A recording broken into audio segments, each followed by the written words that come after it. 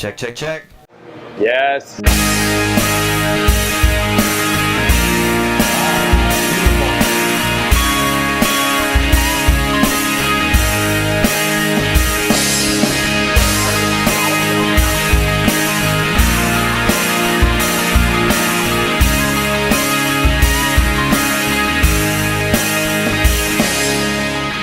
Welcome back to the Happy Hour, guys, and welcome to Raleigh, North Carolina and Crank Arm Brewing. These guys are lovers of all things bikes and all things craft beer. These guys are super cool. I can't wait. Let's check it out.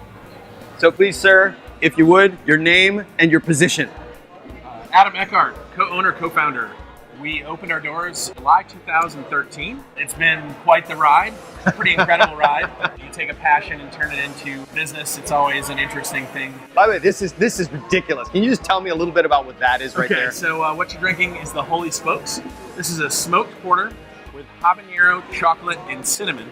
And the chocolate nibs that are in it actually were roasted down the street at Dairy Chocolate. And by down the street, I mean 2 doors down. Like, why Crank Arm per se? Why the theme of bikes? Obviously, you guys are really into it, but Yeah. what was the thinking behind that? I wanted to open a pedestrian, cycling-friendly brewery in downtown Raleigh. My soon-to-be business partner wanted to open a rickshaw bar. We had this sort of idea.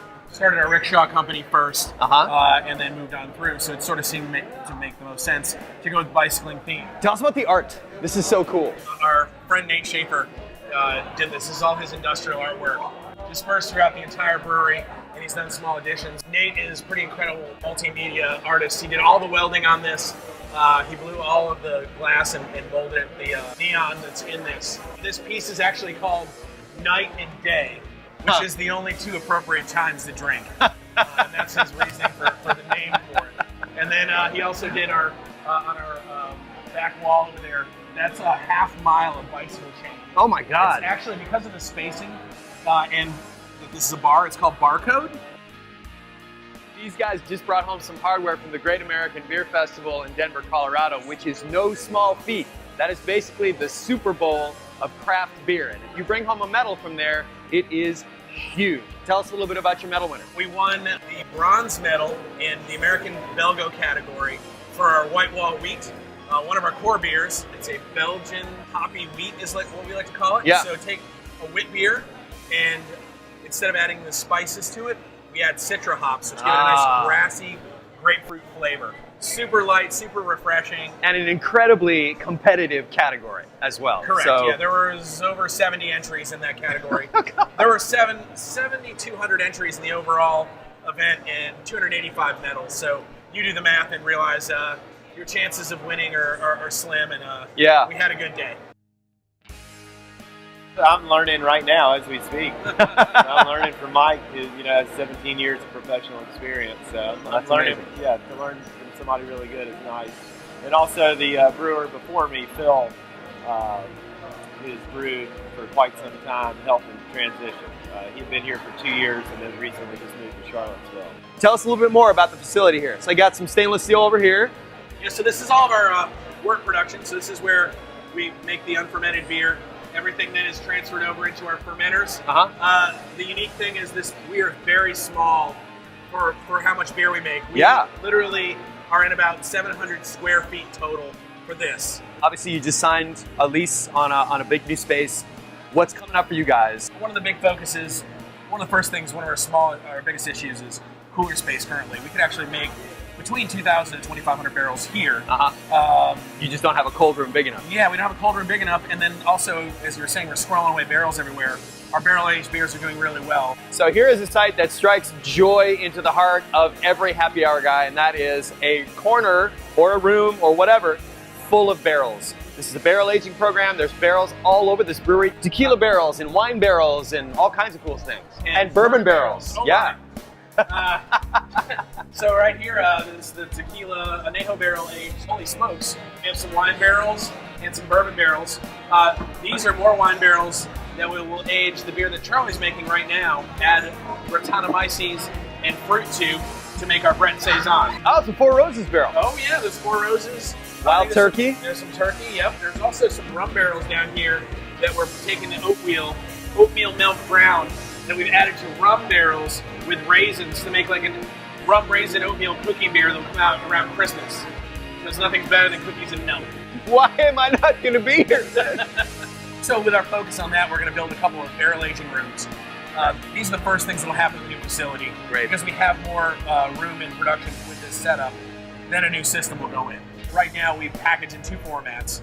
For the barrel aged beers that are coming from the spirits, they're in a 22-ounce format. Anything that's sour is in a 500 milliliter format. Gotcha. So 2 different bottle shapes. My hope, and this hasn't been approved by everybody in the partnership, is that we'll be canning White Wall sometime in the spring. Wow, that would be fantastic. Because it's such a good beer. Yeah, it's nice and light in spring.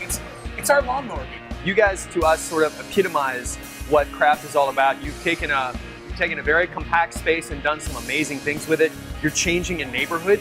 That's the other thing. I mean, Raleigh, it seems to me, is sort of on a track of it's flowering a little bit in the downtown area. Breweries are incubators for neighborhoods. So usually what you find, and you know, this neighborhood was on the rise before we came in. We definitely have helped. Breweries are always looking for warehouse space. Right. You guys need square footage. Yeah, so you're looking for large buildings on the cheap, high ceilings, you need wide spaces that are open. So a brewery pops in, puts a tap room in, people start going there. At first maybe they have food trucks or something, and then someone's like, well, wow, the real estate's not too expensive. Here, I'll put a restaurant in. Yeah. We'll put a restaurant in.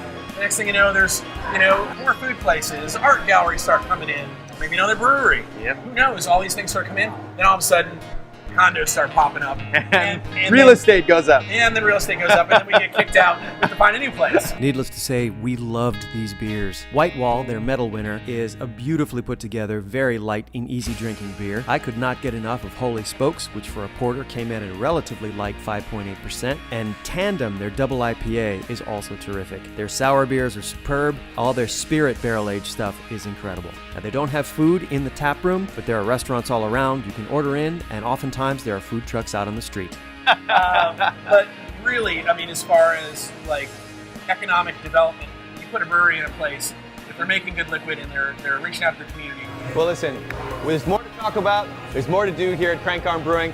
An incredible amount of fun in a not that big amount of space. If you are within 500 nautical miles of Raleigh, North Carolina, you owe it to yourself to get here and try these beers. They are fantastic. And they're only going to get better, and there's only going to be more because there's a bigger space coming, more barrels, and all kinds of cool innovations. So anything you want to say before we wrap up? Support your local independent craft brewer. And local and independent are the key words in that sentence. And we'll see you guys next time. Cheers. Cheers. But, I just want you to see, look at these barrels, it's just everywhere.